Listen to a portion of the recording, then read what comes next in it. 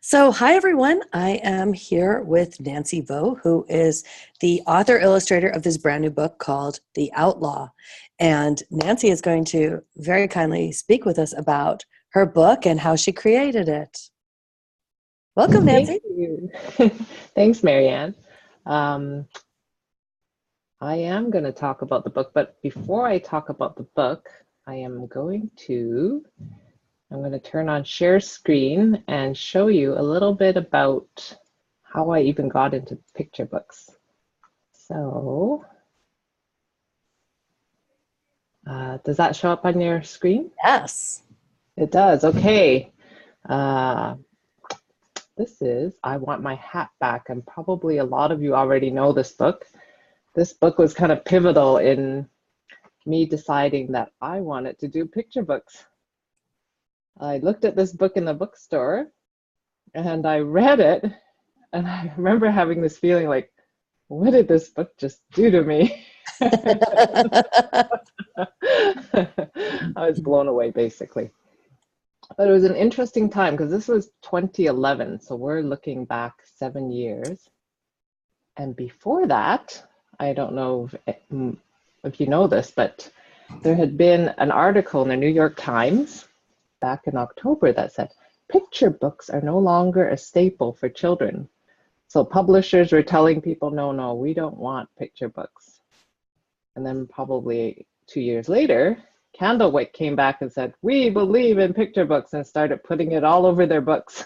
And I was kind of aware of it at the time, but I don't think it really hampered what I was doing. I just decided, I'm going to make this book and see what happens. Also around the same time, we had the picture book proclamation. I think it's still online because I pulled it up yesterday. And I had it up on my wall. That's wonderful. So I went to my first conference back in 2013. It was in Western Washington. We all drove down to Seattle from Canada. And it was a great first conference to attend because there was Mac Barnett and Sophie Blackall. So Mac Barnett was reading to us Tommy Unger's Three Robbers.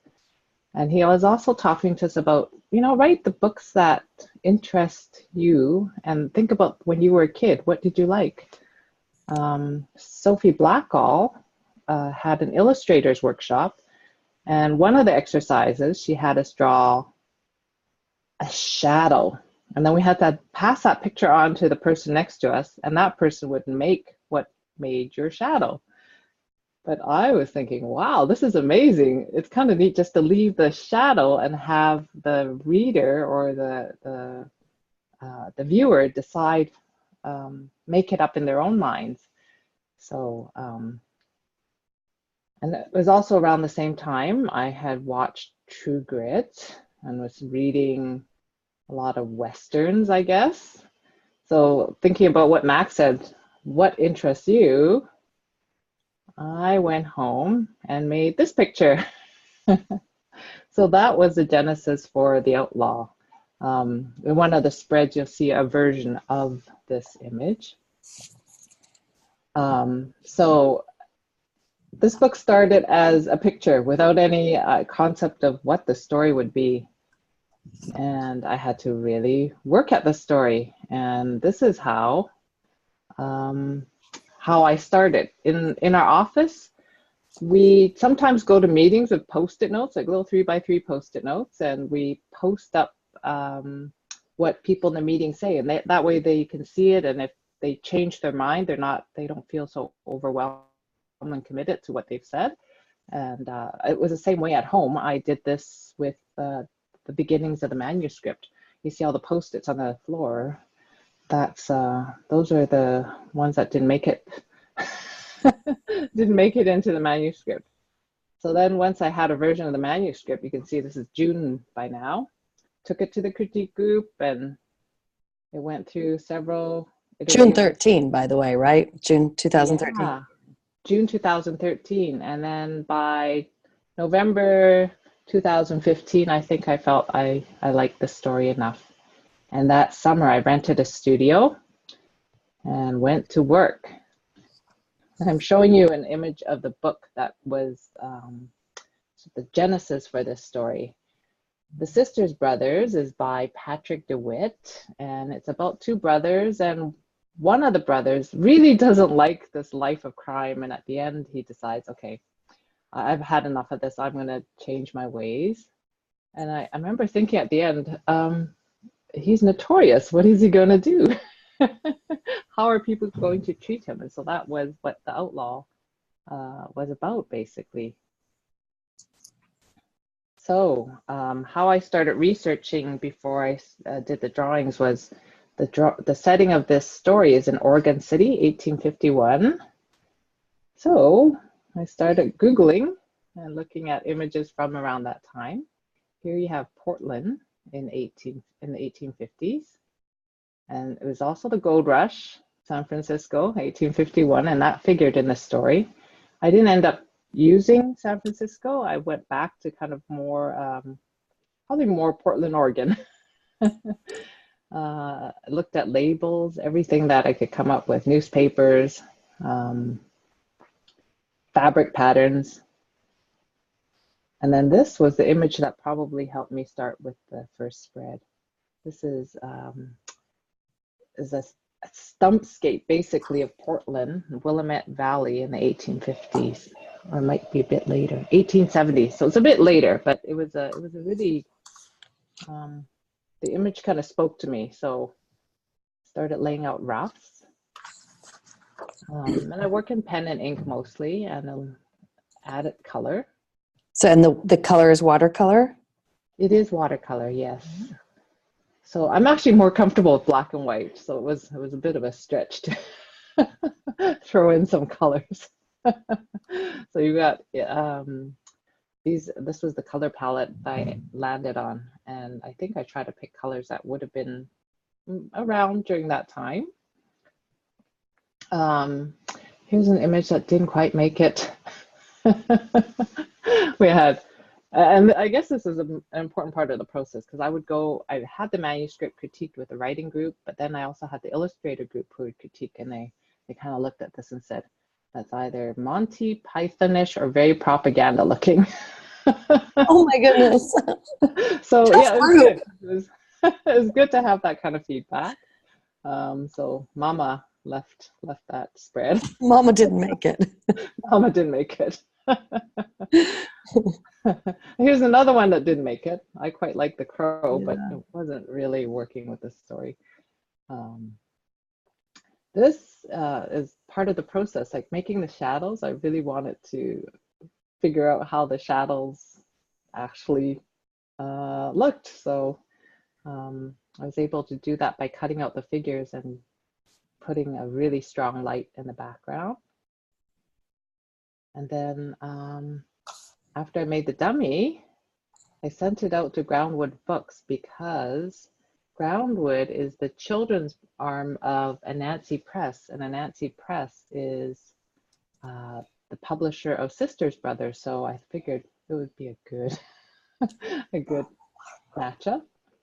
And I received this letter probably 4 months after I sent out the dummy. They had moved. The person I sent it to had moved, so it was kind of lucky it even made it to her desk. Sheila Berry sent me this letter, and then a month later we had a contract, and we were on the road to more revisions. So this is feedback from the copy editor with Sheila, and we joked about it later because we said, look at all the words on the side. There's less than 200 words in the manuscript, but it was really, really enlightening, because you can see how they think every word is important, and they don't want to have more or less than is necessary. So by that time, I kind of came at it in a funny way. Most people, when they make a dummy, they send out a black and white roughs. I had almost finished drawings, so I made maybe five revised drawings, And then we were looking at a title page. I should show you a version. If I do the unshare screen, I hope I can. Yeah, yeah. Okay. Up at the top. Oh, I'm at the very top. Okay, let's see. Ah, here we go. So I go back to video. No, I don't want to lose you. So I think so. I think if you go, okay, so up at the top there under, if you go to, wait, no. Oh, just share a screen on the bottom. I'm sorry. The share screen tab on the bottom of the whole bottom of the page. Yeah, if you sort of hover over it, you should get a black bar on the bottom with some different things. And then in the middle it says share screen. And if you click that, I think you can unshare the screen. Ah, okay. Let's see if I can get you back up again. And unshare screen. So it's all the way at the bottom of the screen. I don't think I'm seeing the same thing on mine. Okay, well, it's not important. I can skip. You could hold it up there because we can see you there. Oh, yeah. Oh, that's right. That's right. Okay. Yeah. There we go. So that's basically the dummy that went out. And they said, we really want a person. We want a person on the front. Yes.